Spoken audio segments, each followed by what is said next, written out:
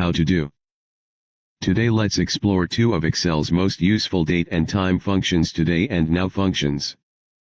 The today function gives you the current date automatically based on your system clock. Just type equal today, open and close brackets and hit enter. Excel shows today's date and it updates every time you open the file. You can use this to calculate due dates, age or countdowns.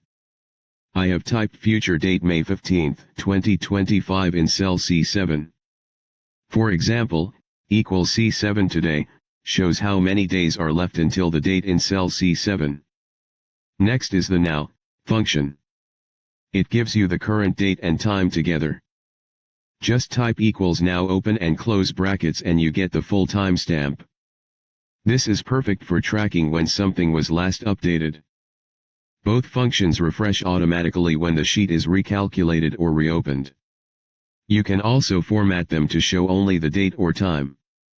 Just right-click the cell, choose Format Cells, and pick your preferred date or time format. And that's it. Today for the date.